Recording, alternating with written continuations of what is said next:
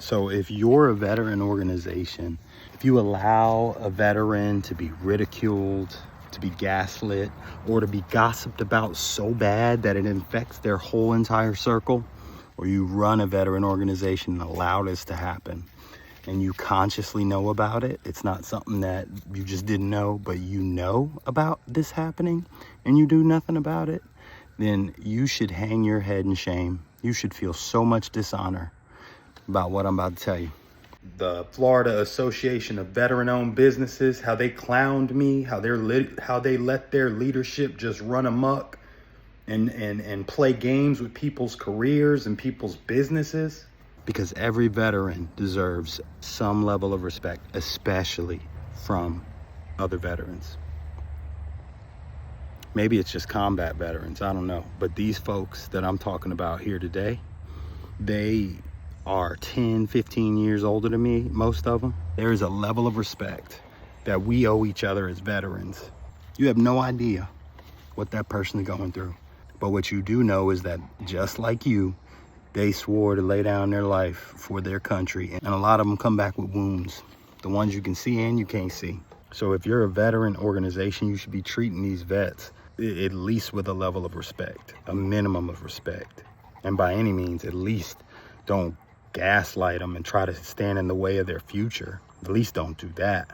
At the bare minimum, don't get in the way of what they're pursuing for your own selfish needs. I get it. Some vets are assholes. I understand. I done ran across them. I know a few of them. But that don't mean you get to disrespect them. I'm not an asshole. This, what I'm doing right here, is not being an asshole. What they did to me was an asshole. This is that get back. This is that, oh, you really didn't know who you was talking to or messing with. That's what this is. This is that wrong person, but the right person, if you know what I mean. They also contributed to me having a mental health crisis. A mental health emergency. They contributed to that. They participated in gaslighting me, because I'm sure they probably did it to other people before me and probably did it after. It's terrible. You should hang your head in shame if you've ever allowed another veteran to be gaslit, gossiped about in a negative way. Everybody gossips, we understand that, but gossiped about to the point that it makes them feel shunned, like they're a leper in their own community. Make fun of them, ridicule them in public on social media just for shits and giggles. You should hang your head in shame. That's not what other veterans do to other veterans. Here's the thing. I wasn't even gonna do anything about it. I really could care less. In my life, I just move on. I don't cry over spilled milk. Shit don't work out, shit don't work out. But these folks, man, they are the worst kind of veterans. I'm a combat veteran. I got nearly 1,000 hours of combat time. Every veteran deserves a little respect, especially your combat veteran. Your World War II vets, your Korean vets, your Vietnam vets, your OIF, OEF vets, and yeah, we'll even say the Gulf War vets. But they deserve a minimum of respect. You should at least get out of their way and leave them be. But that's not what these people did. So what they do, they let me feel like they were like gonna be my roll dogs to help me with my business launch. And I was excited about it, man. I was really excited about it. I thought it would be a lot of fun. And I did that with, I relied on that, you know, but they let me work for them for 4 months. Like I was going to meetings. We were planning. I had to organize speakers. I put together an annual professional development program for this organization. And I wasn't even a speaker.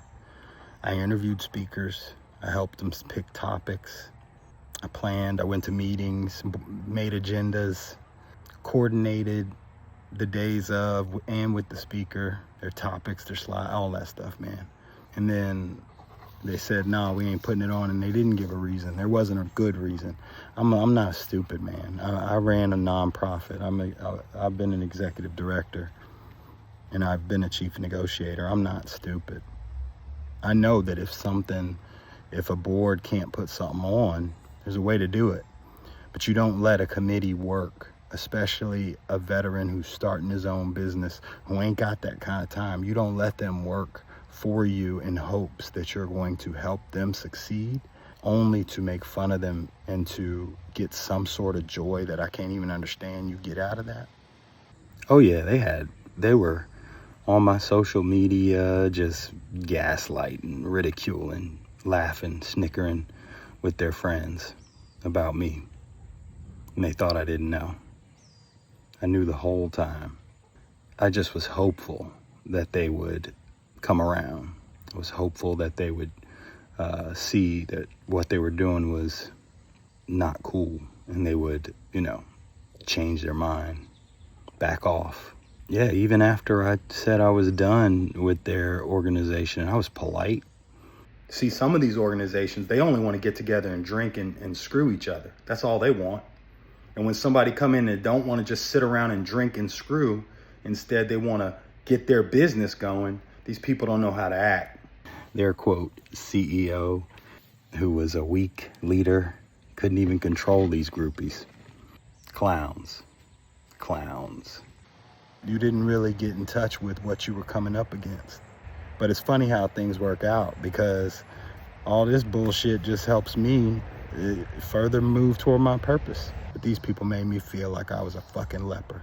You ain't got nothing but alcohol and going out and trying to take pictures.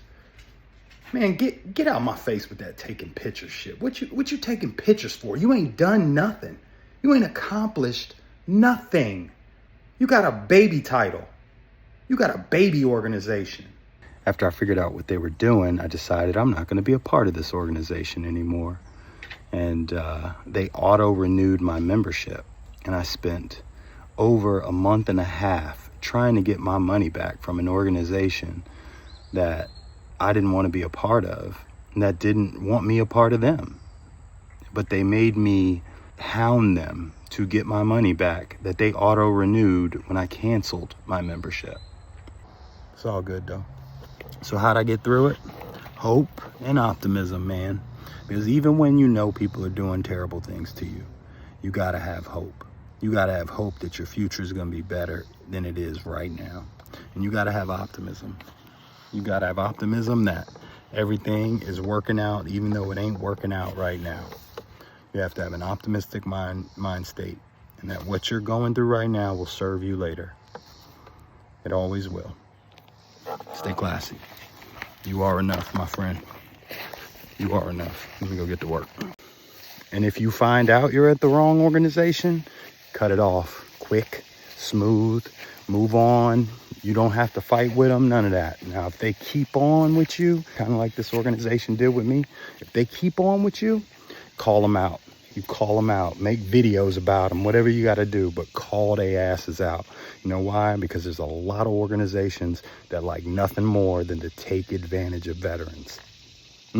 I know. Sad, right? Man, stop clout chasing. Stop trying to be something you're not.